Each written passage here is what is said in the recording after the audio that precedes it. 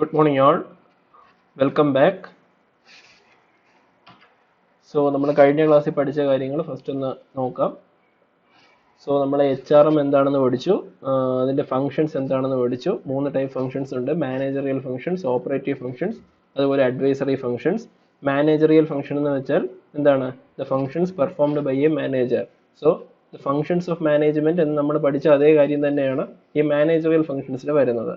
So അതിനുശേഷം നമ്മൾ operative functions പഠിച്ചു. Then we go to manpower planning. We have discussed this definition, the various factors affecting manpower planning. So അതിനുശേഷം job analysis എന്താണെന്ന് പഠിച്ചു, അതിൻ്റെ significance എന്താണ്, ജോബ് അനാലിസിസിൻ്റെ എലമെൻറ്റ്സ് എന്തൊക്കെയാണെന്ന് പഠിച്ചു. സോ ജോബ് അനാലിസിസിൽ വരുന്ന എലമെൻറ്റ്സ് ഏതൊക്കെയാണ്? ജോബ് ഡിസ്ക്രിപ്ഷൻ ഉണ്ട്, അതുപോലെ ജോബ് സ്പെസിഫിക്കേഷനും ഉണ്ട്. അതിനുശേഷം ഏതൊക്കെ മെത്തേഡിലൂടെ ജോബ് അനാലിസിസ് നടത്താം എന്നുള്ളത് പഠിച്ചു. സോ ജോബ് അനാലിസിസ് നടത്തി കഴിഞ്ഞാൽ പിന്നീട് നമ്മൾ ചെയ്യുന്ന 3 കാര്യങ്ങളുണ്ട്. ഏതൊക്കെയാണ്? ജോബ് ഇവാലുവേഷൻ ചെയ്യുന്നുണ്ട്, മെറിറ്റ് റേറ്റിംഗ് അല്ലെങ്കിൽ പെർഫോമൻസ് അപ്രൈസൽ നടത്തുന്നുണ്ട്, അതുപോലെ ട്രെയിനിങ് കൊടുക്കുന്നുണ്ട്. ജോബ് ഇവാലുവേഷൻ എന്തിനാണ് ചെയ്യുന്നത്? നമ്മൾ ഒരു ജോലിക്ക് എത്ര സാലറി കൊടുക്കണം, ഓക്കെ, എന്ത് റെമ്യൂണറേഷൻ കൊടുക്കണം എന്നുള്ളത് ഡിസൈഡ് ചെയ്യാൻ വേണ്ടിയാണ് നമ്മൾ എന്ത് ചെയ്യുന്നത്? ജോബ് ഇവാലുവേഷൻ നടത്തുന്നത്. അത് ഈ ജോബ് ഇവാലുവേഷൻ നടത്തുമ്പോൾ നമ്മൾ ആ ജോബ് മാത്രമേ കൺസിഡർ ചെയ്യുകയുള്ളൂ. ആ ജോലി ചെയ്യുന്ന ആളിൻ്റെ പെർഫോമൻസ് നമ്മൾ നോക്കാറില്ല. ഓക്കെ, സോ ജോബ് ഇവാലുവേഷൻ്റെ ഡെഫിനിഷൻ എന്താണെന്നും അതിൻ്റെ ഡിഫറെൻറ്റ് മെത്തേഡ്സ് ഏതൊക്കെയാണെന്നും നമ്മൾ പഠിച്ചു. സോ അതിനുശേഷം നമ്മൾ മെറിറ്റ് റേറ്റിംഗിലേക്ക് പോയി. മെറിറ്റ് റേറ്റിംഗ് അല്ലെങ്കിൽ പെർഫോമൻസ് അപ്രൈസൽ, ഒരു ജോലി ചെയ്യുന്ന ആളുടെ പെർഫോമൻസ് എങ്ങനെ നമുക്ക് മെഷർ ചെയ്യാം എന്നുള്ളത് നമ്മൾ കണ്ടു. അതിനുശേഷം കഴിഞ്ഞ ക്ലാസ്സിൽ നമ്മൾ ട്രെയിനിങ് എന്താണെന്നും അതിൻ്റെ ഇമ്പോർട്ടൻസ് എന്താണെന്നും ഡിഫറെൻറ്റ് മെത്തേഡ്സ് ഓഫ് ട്രെയിനിങ്ങും പഠിച്ചു. ഡിഫറെൻറ്റ് മെത്തേഡ്സ് ഓഫ് ട്രെയിനിങ് എന്ന് പറയുമ്പോൾ ഏതൊക്കെയാണ്? ഓൺ ദ ജോബ് ട്രെയിനിങ് മെത്തേഡ്സും ഓഫ് ദ ജോബ് ട്രെയിനിങ് മെത്തേഡ്സും. Okay, so going to today's section. So today we are going to discuss about wages. Okay, wages എന്താണെന്ന് already നിങ്ങൾക്ക് പറഞ്ഞിട്ടുള്ളതാണ്. നമുക്കൊന്നുകൂടി നോക്കാം ഡീറ്റെയിൽഡ് ആയിട്ട് എന്താണ് വേജസ് എന്നും എന്തൊക്കെ തരം വേജുകൾ ഉണ്ടെന്നും ഈ വേജ് സിസ്റ്റത്തിന്റെ ആവശ്യകത എന്താണെന്നും നമുക്ക് ഇന്നത്തെ വീഡിയോയിൽ ഡിസ്കസ് ചെയ്യാം. Okay, so going to the first point. The wages is a monetary compensation or remuneration paid by the employer to an employee in exchange for work done. So ഈ വേജ് എന്ന് പറയുന്നത് എന്താണ്? ഒരു കോമ്പൻസേഷൻ അല്ലെങ്കിൽ ഒരു remuneration ആണ്. ആർക്ക് കൊടുക്കുന്നതാണ്? അവിടെ ഒരു കമ്പനിയിൽ അല്ലെങ്കിൽ ഒരു ഇൻഡസ്ട്രിയിൽ ജോലിക്കാരന് കൊടുക്കുന്നതാണ്. ആര് കൊടുക്കുന്നതാണ്? അതിൻ്റെ എംപ്ലോയർ കൊടുക്കുന്നതാണ്. എന്തിനു വേണ്ടി കൊടുക്കുന്നു?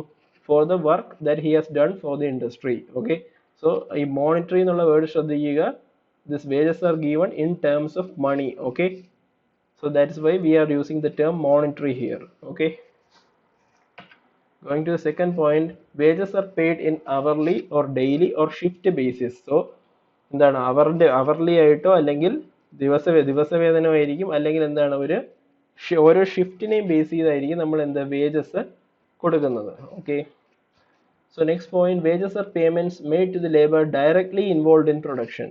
സോ ഒരു കമ്പനിയിൽ പ്രൊഡക്ഷനിൽ ഡയറക്റ്റ് ആയിട്ട് ഇൻവോൾവ് ചെയ്യുന്ന ആരൊക്കെയാണോ അവർക്കാണ് നമ്മൾ സാധാരണ എന്ത് കൊടുക്കുന്നത്? വേജസ് കൊടുക്കുന്നത്.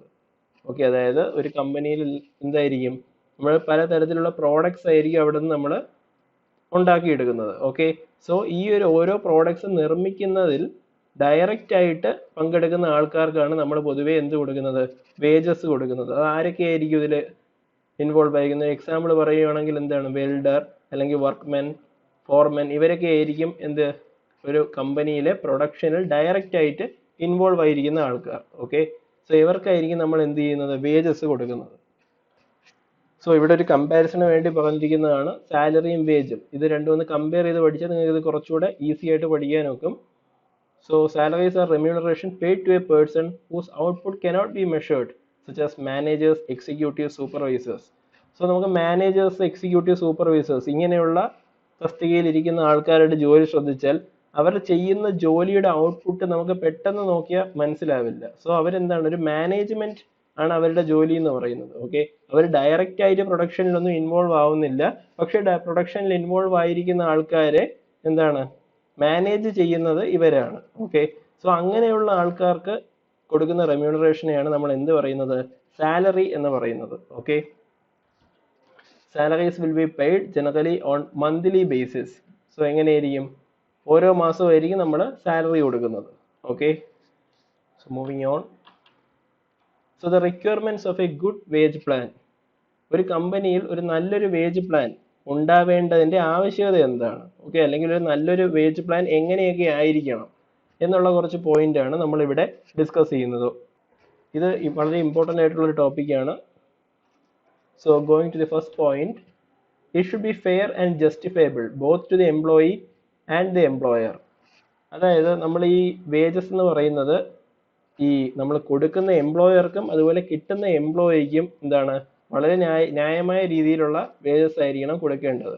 ഓക്കെ, അതായത് കിട്ടുന്ന എംപ്ലോയിക്ക് കുറഞ്ഞു പോയി എന്നൊരു തോന്നലും ഉണ്ടാവരുത്, കൊടുക്കുന്ന എംപ്ലോയർക്ക് കൊടുത്ത വേജ് കൂടിപ്പോയി എന്നൊരു തോന്നലും ഉണ്ടാവരുത്. Okay, it should help in maximizing worker satisfaction and minimizing labor turnover.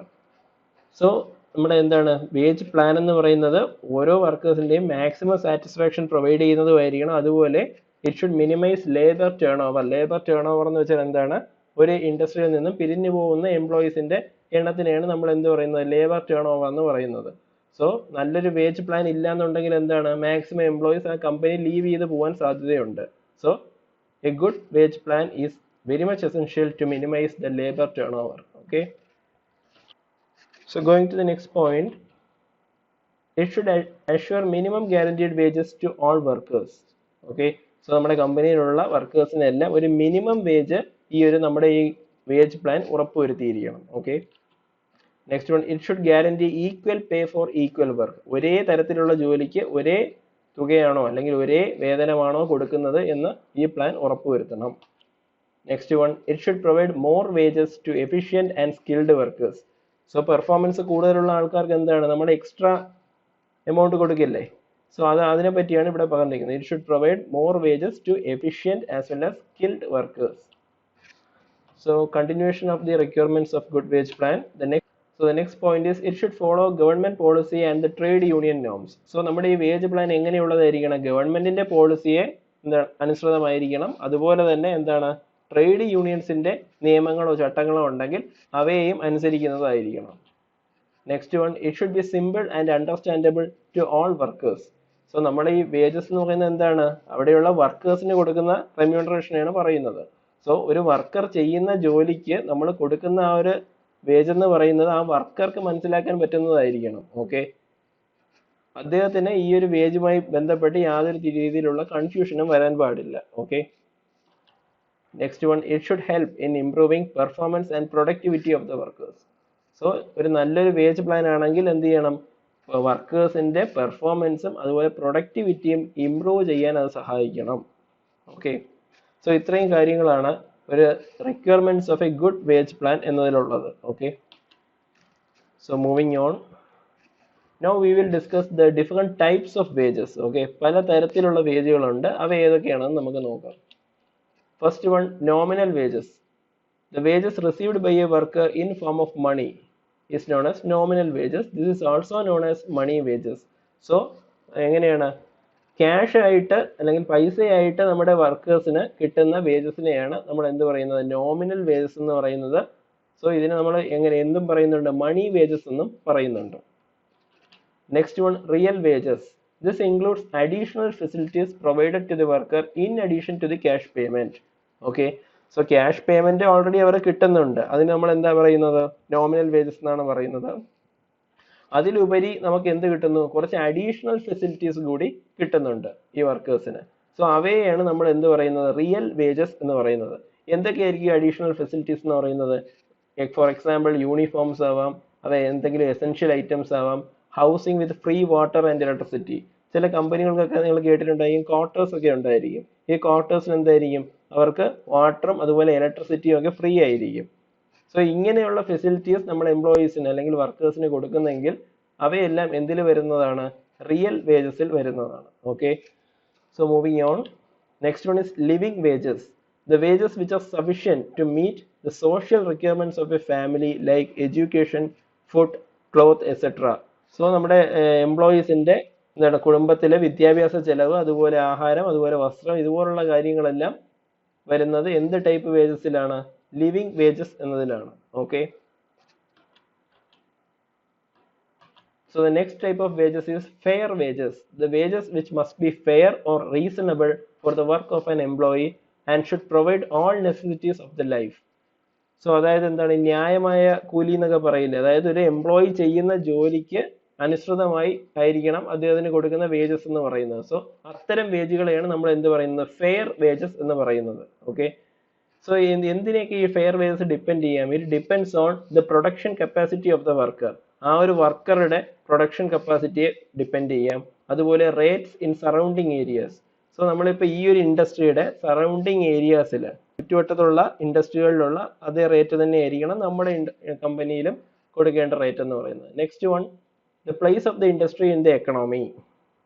So place of the industry in the economy എന്ന് പറയുമ്പോൾ നമ്മുടെ ഈ കമ്പനിയുടെ ഒരു പൊസിഷൻ, അതിനെയാണ് പറയുന്നത്. അതായത് വളരെ ഹൈ ടേൺ ഓവർ ഉള്ള കമ്പനി ആണെങ്കിൽ ഓട്ടോമാറ്റിക്കലി അവിടുത്തെ എംപ്ലോയീസിന് അവർ കൊടുക്കുന്ന ഫെയർ വേജസും അതുപോലെ എന്തായിരിക്കും, കൂടുതലായിരിക്കും. Okay, next one is minimum wages. It is a compensation to be paid by an employer to his workers irrespective of his ability to pay. It is based on Minimum Wages Act of 1948. So നമ്മുടെ ഈ കമ്പനിയിൽ നമ്മൾ എന്തെങ്കിലും ഒരു product നിർമ്മിക്കുന്നു എന്ന് വിചാരിക്കുക. Okay, ഇപ്പോൾ ഒരു പ്രോഡക്റ്റ് നിർമ്മിക്കുന്നതിന് അത് നിർമ്മിക്കുന്ന ആളിന് 5 രൂപ വെച്ച് കിട്ടുമെന്ന് വിചാരിക്കുക. സോ ഒരു വർക്കർ അവിടെ 10 പ്രോഡക്റ്റ് ആണ് ഒരു ദിവസം നിർമ്മിക്കുന്നതെങ്കിൽ അദ്ദേഹത്തിന് എത്ര രൂപ കിട്ടും? 50 രൂപ കിട്ടും. ഓക്കെ, സോ സപ്പോസ് എന്തെങ്കിലും ഒരു കാര്യം കൊണ്ട് ഈ ഒരു കമ്പനി വർക്ക് ചെയ്യുന്നില്ല എന്ന് വിചാരിക്കുക. ഇപ്പോൾ ലോക്ക്ഡൗൺ കൊണ്ടോ ഹർത്താൽ കൊണ്ടോ അല്ലെങ്കിൽ എന്തെങ്കിലും സമരം കൊണ്ടോ ഈ കമ്പനി ഫംഗ്ഷൻ ചെയ്യുന്നില്ല എന്നുണ്ടെങ്കിൽ എന്താണ്, അവിടെ പ്രൊഡക്ഷൻ ഇല്ല. ആ ഒരു അവസ്ഥയിൽ എന്താണ്, ഈ ഒരു എംപ്ലോയറുടെ സാലറി വേജ് എന്തായിട്ട് മാറും? 0 ആയിട്ട് മാറും. ഓക്കെ, സോ ഈ ഒരു അവസ്ഥയിൽ അദ്ദേഹത്തിന്റെ വേജസ് 0 ആയി പോകാനുള്ള സാധ്യതയുണ്ട്. സോ അത് ഒഴിവാക്കാൻ വേണ്ടിയാണ് നമ്മൾ എന്ത് ചെയ്യുന്നത്, അവിടെ ഒരു മിനിമം വേജസ് എപ്പോഴും ഉറപ്പുവരുത്തുന്നുണ്ട്. ഇങ്ങനെ ഒരു മിനിമം വേജസ് കമ്പനികൾ ഉറപ്പുവരുത്തിയിരിക്കുന്നത് ഏത് നിയമത്തെ ബേസ് ചെയ്തുകൊണ്ടാണ്? Minimum wages act of 1948 base ചെയ്തുകൊണ്ടാണ്. Okay, so moving on. So നമ്മൾ വേജസ് എന്നുള്ള സെക്ഷൻ കംപ്ലീറ്റ് ചെയ്തിരിക്കുകയാണ്. So we are going for our first Qs. Your first question is, to which of the following personals in an industry wages are given? ഒരു ഇൻഡസ്ട്രിയിൽ താഴെ പറയുന്നവയിൽ ആർക്കാണ് wages നൽകുന്നത്? Okay, your options are managers, supervisor, workman, none of the above. Your time starts now. You can find the answer now.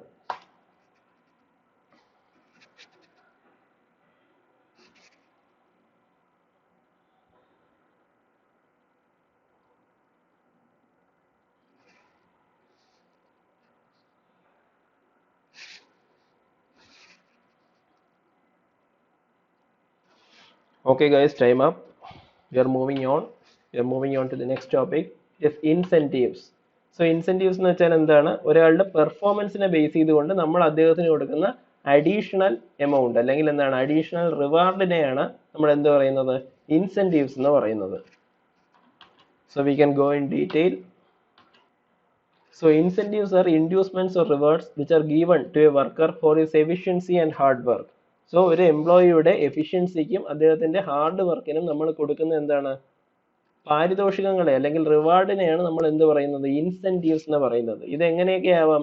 ഇത് monetary ആയിട്ടും ആവാം, അല്ലാതെയും ആവാം. Okay, it motivate and encourage workers to produce more and better. So ഇതെന്ത് ചെയ്യും, ഈ incentives എന്ന് പറയുന്നത് അവിടെയുള്ള വർക്കേഴ്സിനെ കൂടുതൽ മോട്ടിവേറ്റ് ചെയ്യും, അവരെ എന്ത് ചെയ്യും, കുറച്ചുകൂടി എൻകറേജ് ചെയ്യും. ഓക്കെ, ഓൾറെഡി ഇൻസെന്റീവ്സ് കിട്ടിയ ആളെ സംബന്ധിച്ച് എന്താണ്, അദ്ദേഹത്തിന് കുറച്ചുകൂടി നന്നായി വർക്ക് ചെയ്യാൻ തോന്നും.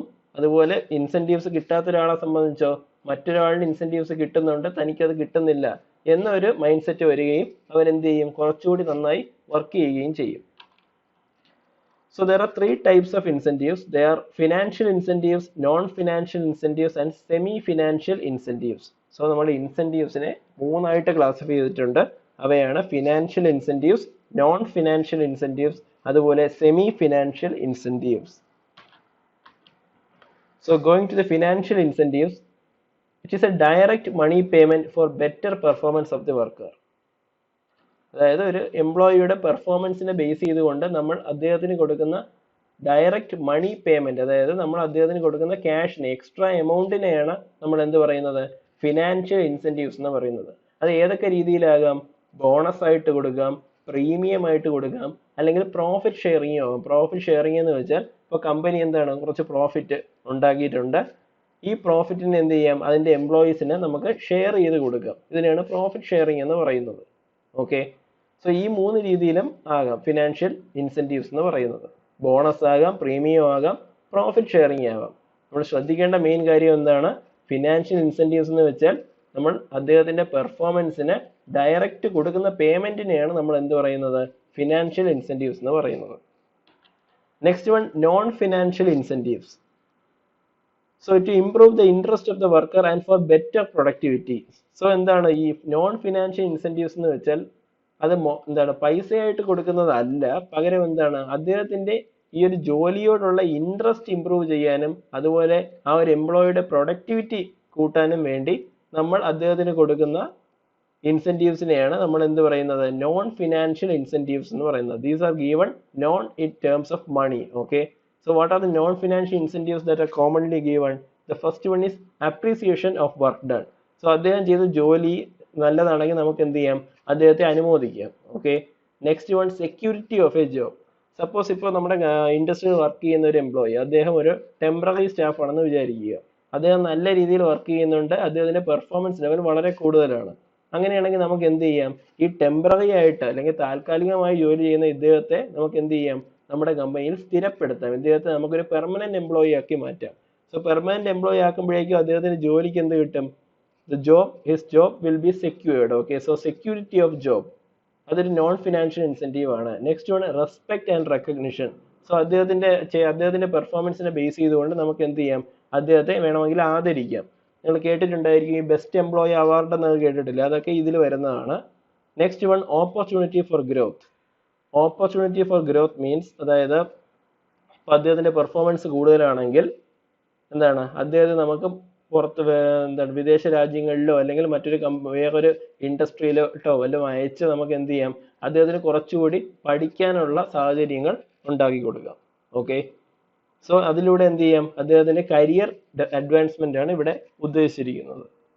Okay, next one, semi financial incentives. It is a combination of financial and non financial incentives.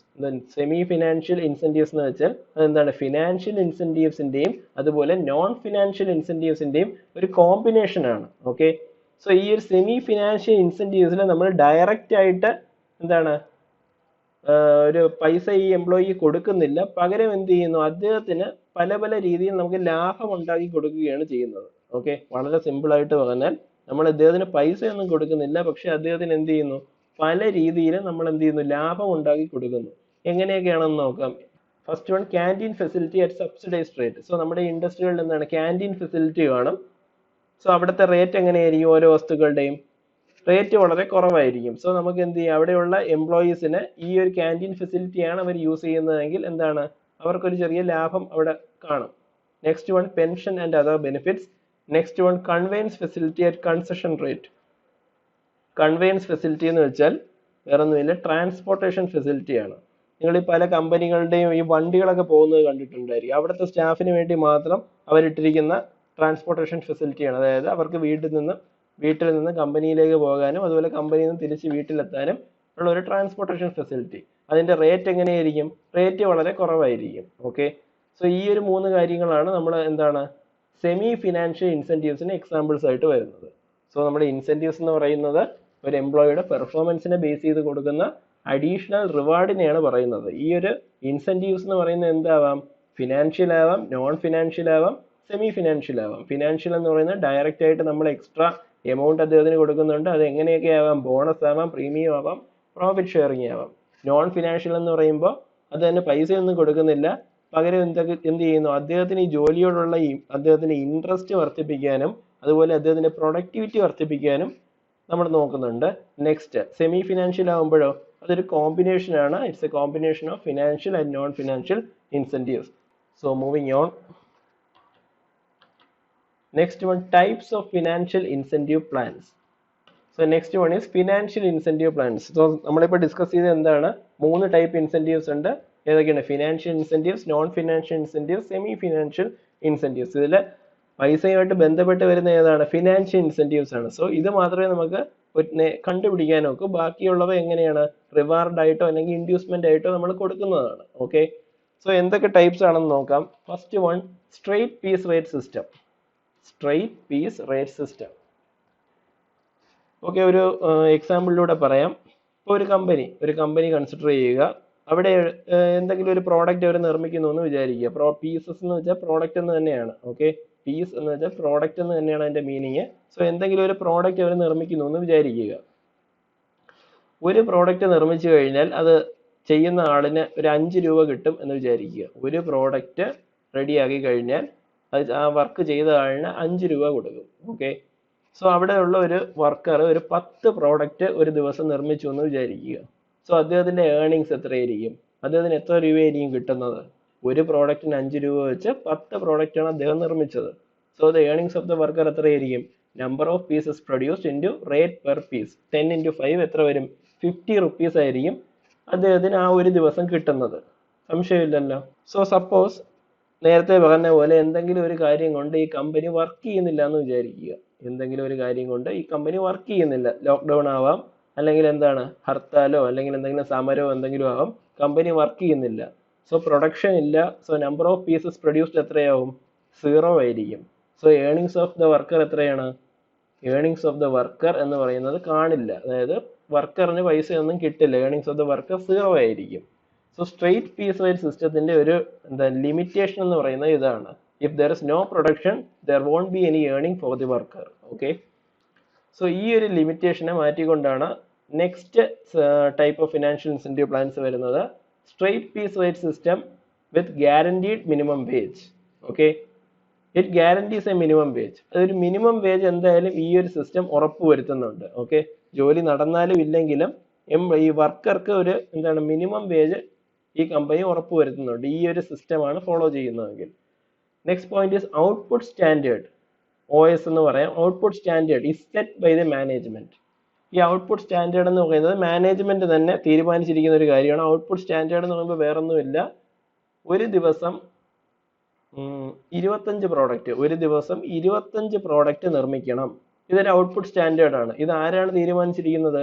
Management. ആ കമ്പനിയുടെ മാനേജ്മെന്റ് ആണ് തീരുമാനിച്ചിരിക്കുന്നത്. ഒരു ദിവസം 25 പ്രോഡക്റ്റ് മിനിമം നിർമ്മിക്കണം.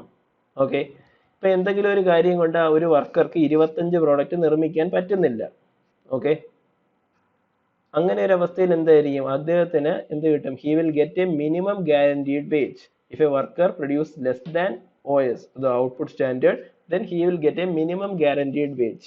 Okay, ഉദാഹരണത്തിന് 25 പ്രോഡക്റ്റ് ഒരു എംപ്ലോയിക്ക് നിർമ്മിക്കാൻ പറ്റുന്നില്ല എന്നുണ്ടെങ്കിൽ അദ്ദേഹത്തിന് എന്ത് കിട്ടും? ഒരു മിനിമം വേജ് കിട്ടും. ഒരിക്കലും അത് 0 ആയി പോവില്ല. ഓക്കെ, സപ്പോസ് ഇപ്പോൾ പ്രൊഡക്ഷൻ നടന്നില്ലെങ്കിൽ പോലും അദ്ദേഹത്തിന് കിട്ടുന്ന എമൗണ്ട് എന്ന്, അദ്ദേഹത്തിന്റെ ഏർണിങ്സ് എന്ന് പറയുന്നത് എന്താണ്? 0 ആയി പോകില്ല. ഇൻ കേസ് അദ്ദേഹം ഔട്ട്പുട്ട് സ്റ്റാൻഡേർഡോ അതിന് മുകളിലോട്ടോ ഉള്ള ഒരു നമ്പർ ഓഫ് പ്രോഡക്ട്സ് ആണ് നിർമ്മിക്കുന്നതെങ്കിലോ, സപ്പോസ് അദ്ദേഹം 25-ന് പകരം ഒരു 30 പ്രോഡക്റ്റ് ആണ് അദ്ദേഹം നിർമ്മിക്കുന്നതെങ്കിലോ, എന്നാൽ അദ്ദേഹത്തിന് എന്ത് കിട്ടും? സ്ട്രെയിറ്റ് പീസ് റേറ്റ് സിസ്റ്റത്തിൽ എങ്ങനെയായിരുന്നോ അതേപോലെ തന്നെ ഏർണിങ്സ് കിട്ടും. ഏർണിങ്സ് എന്തായിരുന്നു? ഏർണിങ്സ് ഓഫ് ദ വർക്കർ എന്ന് പറയുന്നത് number of pieces into rate per piece ആണ്. ഒരു പീസിന് 5 രൂപ വെച്ചാണെങ്കിൽ 30 പീസ് നിർമ്മിച്ചു കഴിഞ്ഞാൽ എത്ര കിട്ടും? 30 into 5 150 റുപ്പീസ് അദ്ദേഹത്തിന് കിട്ടും. ഓക്കെ, സോ 25 പ്രോഡക്റ്റിൽ താഴെയാണ് അദ്ദേഹം നിർമ്മിക്കുന്നതെങ്കിൽ എന്താണ്? അദ്ദേഹത്തിന്റെ മിനിമം വേജ് കാണും. 25 പ്രോഡക്ട്സിന് മുകളിൽ, 25 എന്ന് പറയുന്നത് ഞാൻ ഒരു എക്സാമ്പിളിന് പറഞ്ഞിരിക്കുന്ന ഒരു ഔട്ട്പുട്ട് സ്റ്റാൻഡേർഡ് ആണ്. അത് കമ്പനി ഡിസൈഡ് ചെയ്യുന്ന പോലെ ആയിരിക്കും. ഓക്കെ, ഈ ഔട്ട്പുട്ട് സ്റ്റാൻഡേർഡ് എന്നുള്ള ഒരു വേർഡ് കണ്ട് നിങ്ങൾ പേടിക്കേണ്ട. Just number of products to be produced on a particular day, അതാണ് ഈ ഔട്ട്പുട്ട് സ്റ്റാൻഡേർഡ് എന്ന് കമ്പനി ഉദ്ദേശിച്ചിരിക്കുന്നത്. Okay, next one is Taylor's differential piece rate system. So this is proposed by F.W. Taylor. F.W. Taylor ആരാണ്? He is a scientist who is known as the father of scientific management. Okay, so ഇത് ഈ F.W. ടൈലറുടെ contributions നമ്മൾ പഠിക്കുന്ന സമയത്ത് നമ്മൾ പറഞ്ഞിരുന്നു. He introduced a wage incentive plan named the Taylor's differential piece rate system. Okay, അപ്പൊ ഇങ്ങനെ ഒരു സിസ്റ്റം, ഈ ഒരു ഫിനാൻഷ്യൽ ഇൻസെന്റീവ്സ് കണ്ടുപിടിക്കാൻ വേണ്ടി ഇങ്ങനെ ഒരു പ്ലാൻ കൊണ്ടുവന്ന ആരാണ്? ഇങ്ങനെ ഒരു സിസ്റ്റം കൊണ്ടുവന്നത് F.W. ടൈലർ ആണ്. സോ ഇദ്ദേഹത്തിന്റെ പ്ലാനിൽ ചെയ്യുന്നതെന്ന് വെച്ചാൽ ഒരു ഔട്ട്പുട്ട് സ്റ്റാൻഡേർഡ് ഉണ്ട്. ഔട്ട്പുട്ട് സ്റ്റാൻഡേർഡ് എന്ന് നേരത്തെ പറഞ്ഞ പോലെ തന്നെ 25 പ്രോഡക്റ്റ് എന്നുള്ളത് നമുക്ക് കൺസിഡർ ചെയ്യാം. 25 പ്രോഡക്റ്റ് ഒരു ദിവസം നിർമ്മിക്കുക. ഈ ഔട്ട്പുട്ട് സ്റ്റാൻഡേർഡ് സെറ്റ് ചെയ്തിരിക്കുന്ന ആരാണ്? മാനേജ്മെന്റ് ആണ് സെറ്റ് ചെയ്തിരിക്കുന്നത്. ഓക്കെ, സോ വളരെ എഫിഷ്യൻ്റ് ആയിട്ടുള്ള വർക്കേഴ്സിനെ സംബന്ധിച്ച് എന്താണ്, അവർ ഈ ഔട്ട്പുട്ട് സ്റ്റാൻഡേർഡിനേക്കാളും കൂടുതൽ പ്രോഡക്ട്സ് നിർമ്മിക്കും. ഓക്കെ. ഇൻഎഫിഷ്യൻ്റ് ആയിട്ടുള്ള ആൾക്കാർക്കോ അവർ ഈ ഔട്ട്പുട്ട് സ്റ്റാൻഡേർഡ് എത്തില്ല അവർ ചെയ്യുന്നത്. ഓക്കെ. സോ നേരത്തെ ഞാൻ പറഞ്ഞു റേറ്റ് പെർ പീസ് എത്രയായിരുന്നു, എക്സാമ്പിൾ ആയിട്ട് പറഞ്ഞത് ഒരു പ്രോഡക്റ്റിന് 5 രൂപ എന്ന റേറ്റിലാണ് പറഞ്ഞത്. ഓക്കെ. സോ ഇവിടുത്തെ കേസിൽ എന്തായിരിക്കും, 25 ഔട്ട്പുട്ട് സ്റ്റാൻഡേർഡ് എന്ന് വിചാരിക്കുക. ഓക്കെ. സോ 25 മുകളിൽ പ്രൊഡ്യൂസ് ചെയ്യുന്ന എഫിഷ്യൻ്റ് ആയിട്ടുള്ള വർക്കേഴ്സിന് ഹയർ വേജ് റേറ്റ് ആയിരിക്കും. അവർക്ക് 5 രൂപ ആയിരിക്കില്ല ഒരു പ്രോഡക്റ്റിന്, അവർക്ക് 6 രൂപയോ 7 രൂപയോ ആയിരിക്കും. ഓക്കെ. 6 രൂപയോ 7 രൂപയോ ആയിരിക്കും അവരുടെ വേജ് റേറ്റ് എന്ന് പറയുന്നത്. ഓക്കെ. അതേസമയം ഇൻഎഫിഷ്യൻ്റ് ആയിട്ടുള്ള ആൾക്കാരോ അവരെന്താണ്, ഔട്ട്പുട്ട് സ്റ്റാൻഡേർഡ് അവർ എത്തുന്നില്ല, അവരുണ്ടാക്കുന്ന പ്രോഡക്റ്റുകളുടെ എണ്ണം എന്ന് പറയുന്നത് 25 താഴെ ആയിരിക്കും. സോ അവരുടെ വേജ് റേറ്റ് എന്തായിരിക്കും, 5 രൂപ ആയിരിക്കില്ല, 5 രൂപയുടെ താഴെ ആയിരിക്കും, 4 രൂപയോ 3 രൂപയോ ആയിരിക്കും. സപ്പോസ് ഇപ്പം ഞാൻ ഈ പറഞ്ഞൊരു എക്സാമ്പിൾ വെച്ചിട്ടാണെങ്കിൽ ഇപ്പം 25 പ്രോഡക്റ്റ് ആണ് നമ്മുടെ ഔട്ട്പുട്ട് സ്റ്റാൻഡേർഡ്. വളരെ എഫിഷ്യൻ്റ് ആയിട്ടുള്ള ഒരു എംപ്ലോയി 30 പ്രോഡക്റ്റ് ഉണ്ടാക്കി. ഓക്കെ. സോ അദ്ദേഹത്തിന്റെ ഏർണിങ്സ് എന്ന് പറയുന്നത് 30 × 6 ആയിരിക്കും. ഓക്കെ. സോ 180 റുപ്പീസ് ആയിരിക്കും. ഇൻഎഫിഷ്യൻ്റ് ആയിട്ടുള്ള ഒരു എംപ്ലോയി ആണെങ്കിൽ 20 പ്രോഡക്റ്റേ ഉണ്ടാക്കിയുള്ളൂ. ഈ 20 പ്രോഡക്റ്റിന് അദ്ദേഹത്തിന് എന്താണ്, ഒരു പ്രോഡക്റ്റിന് 5 രൂപ കിട്ടില്ല, 5 രൂപയേക്കാളും താഴെ ആയിരിക്കും. 4 രൂപ കൺസിഡർ ചെയ്യുകയാണെങ്കിൽ 20 × 4 80 രൂപ മാത്രമേ കിട്ടുന്നുള്ളൂ. ഓക്കെ. സോ അതായത് ഇവിടെ രണ്ട് റേറ്റുകളുണ്ട്. എഫിഷ്യൻ്റ് ആയിട്ടുള്ള എംപ്ലോയീസിന് ഹയർ വേജ് റേറ്റും ഇൻഎഫിഷ്യൻ്റ് ആയിട്ടുള്ള എംപ്ലോയീസിന് ലോവർ വേജ് റേറ്റുമാണ്. So moving on. സോ നമ്മളിപ്പോൾ 3 ടൈപ്പ് സിസ്റ്റം പഠിച്ചു. ടൈപ്സ് ഓഫ് ഫിനാൻഷ്യൽ ഇൻസെൻറ്റീവ് പ്ലാൻസിൽ സ്ട്രെയിറ്റ് പീസ് റേറ്റ് സിസ്റ്റം പഠിച്ചു, straight piece rate with guaranteed minimum wage പഠിച്ചു, അതുപോലെ Taylor's differential piece rate system പഠിച്ചു. ഇവിടെ എല്ലാം നമ്മൾ ഔട്ട്പുട്ട് സ്റ്റാൻഡേർഡ് ആയിട്ട് എടുത്തിരിക്കുന്നത് എന്താണ്, നമ്പർ ഓഫ് പ്രോഡക്ട്സ് പ്രൊഡ്യൂസ്ഡ്, എത്ര പ്രോഡക്റ്റ് ഒരു ദിവസം നിർമ്മിക്കണം എന്ന് മാനേജ്മെന്റ് തീരുമാനിച്ചിരിക്കുന്ന ആ ഒരു വാല്യൂ ആണ് നമ്മൾ ഈ ഔട്ട്പുട്ട് സ്റ്റാൻഡേർഡ് ആയിട്ട് ഇവിടെ പരിഗണിച്ചിരിക്കുന്നത്. Okay. So moving on, continuation of this types of financial incentive plans. So next ഇനി നമ്മൾ 2 പ്ലാൻസ് കൂടെ പഠിക്കുന്നുണ്ട്. നമ്മളിപ്പോൾ ഏതൊക്കെയാണ് പഠിച്ചത്, സ്ട്രെയിറ്റ് പീസ് റേറ്റ് സിസ്റ്റം പഠിച്ചു, straight piece rate system with guaranteed minimum പഠിച്ചു, അതുപോലെ ടൈലേഴ്സ് ഡിഫറൻഷ്യൽ പീസ് റേറ്റ് സിസ്റ്റവും പഠിച്ചു. ഇനി 2 മെത്തേഡ് കൂടെ ഉണ്ട്. അത് പഠിക്കുന്നതിന് മുമ്പായിട്ട് നിങ്ങൾ ഈ ഒരു 4 പോയിന്റ് കൂടെ ഒന്ന് മനസ്സിലാക്കിയാൽ മാത്രമേ നിങ്ങൾക്ക് അത് നന്നായിട്ട് മനസ്സിലാക്കാൻ സാധിക്കൂ.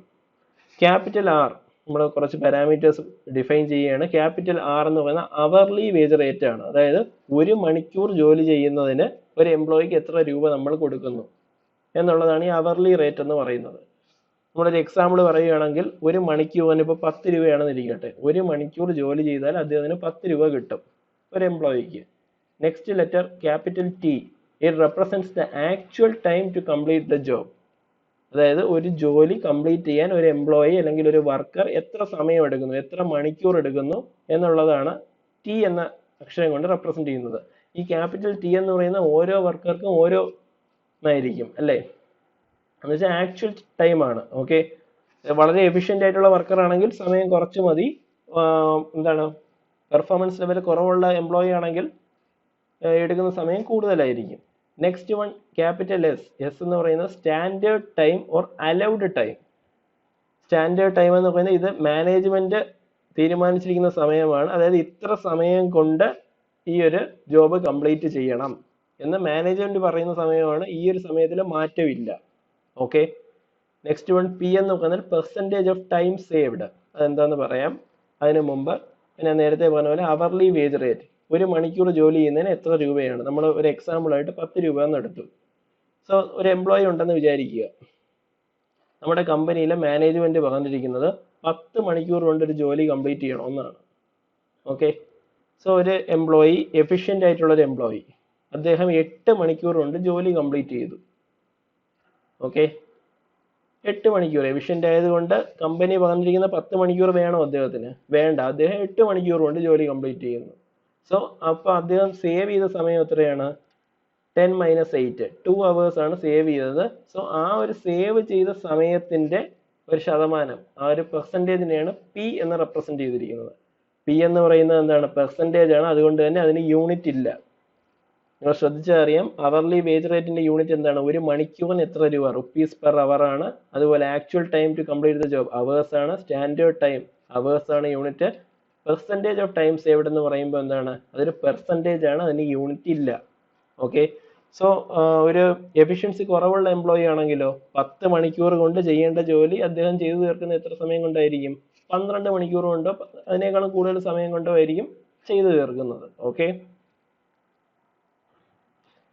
സോ ഈ ഒരു നാല് ഫാക്ടേഴ്സിനെ ബേസ് ചെയ്തുകൊണ്ടാണ് നമ്മൾ ഇനി അടുത്ത 2 type of financial incentive plans പറയാൻ പോകുന്നത്. Okay, so the first one is Halsey premium plan. Halsey premium plan. So according to Halsey premium plan, the earnings can be found out by using this formula: E is equal to R times T plus S minus T times R times P by 100. So ഇവിടെ ശ്രദ്ധിച്ചാൽ അറിയാം, earnings എന്ന് പറയുന്നത് എന്താണ്? Earnings of the employee അല്ലെങ്കിൽ എന്താണ്? Earnings of the worker. Okay, so ഇവിടെ capital E represent ചെയ്തിരിക്കുന്നത് എന്താണ്? ഏർണിങ്സ് ഓഫ് ദ വർക്കർ ആണ്. ഓക്കെ, ഒരു വർക്കർക്ക് കിട്ടുന്ന എമൗണ്ട് എത്രയാണ് എന്നുള്ളതാണ് ക്യാപിറ്റൽ ഇ കൊണ്ട് റെപ്രസെന്റ് ചെയ്തിരിക്കുന്നത്. ഓക്കെ, സോ ഇ എന്ന് പറയുന്നത് റുപ്പീസിലാണ് അല്ലെ. ആർ എന്ന് പറയുന്നത് എന്താണ്? റുപ്പീസ് പെർ അവർ ആണ്. ടി എന്ന് പറയുന്നത് അവേഴ്സ് ആണ്. So rupees per hour into hour എന്ന് പറയുമ്പോൾ ആർ ടൈംസ് ടി എന്ന് പറയുന്നത് റുപ്പീസ് ആണ് യൂണിറ്റ് എന്ന് പറയുന്നത്. എസ് മൈനസ് ടി എന്ന് പറയുന്നത് എന്താണ്? അവേഴ്സ് ആണ്. എസും ടിയും അവേഴ്സ് ആണ്. സോ എസ് മൈനസ് ടിയും അവേഴ്സ് ആണ്. ആർ എന്ന് പറയുന്നത് എന്താണ്? റുപ്പീസ് പെർ അവർ ആണ്. സോ മൾട്ടിപ്ലൈ ചെയ്യുമ്പോൾ യൂണിറ്റ് എന്തായിട്ട് മാറും? റുപ്പീസ് ആയിട്ട് മാറും. സോ ഈ ഒരു ഇക്വേഷനിൽ നമ്മൾ എന്താ ചെയ്യുന്നത്? ഏർണിങ്സ് എന്ന് പറയുന്നത് ആർ ടൈംസ് ടി, അത് റുപ്പീസിലാണ്. S minus T times R എന്ന് പറയുന്നതും റുപ്പീസിലാണ്. പി എന്ന് പറയുന്നത് എന്താണ്? പെർസെൻറ്റേജ് ആണ്, അതിന് യൂണിറ്റ് ഇല്ല.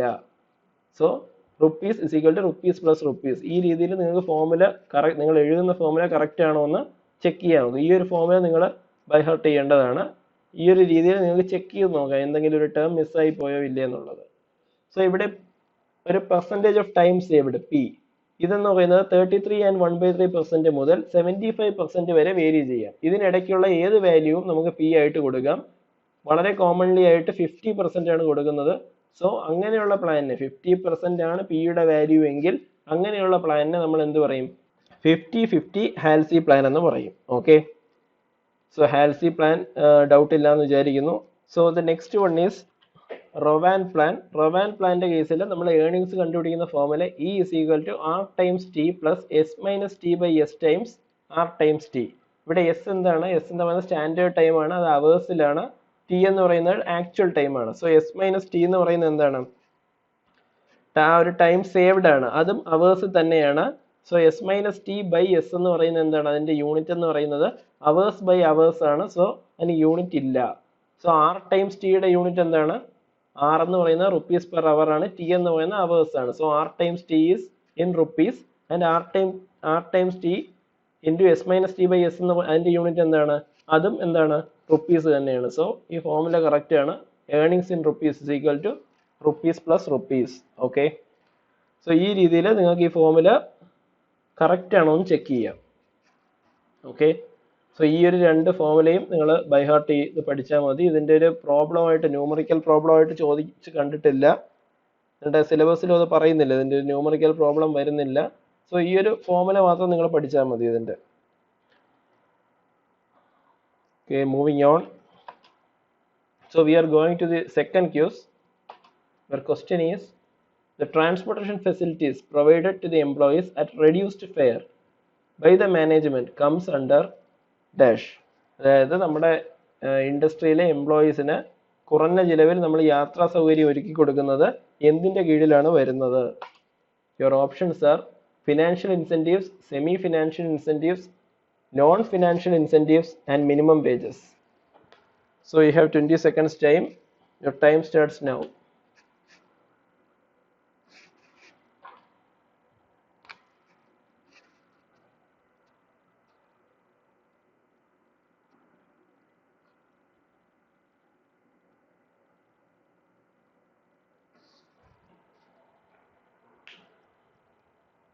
Okay, time up. Okay, that's all for today. Thank you all. Stay safe.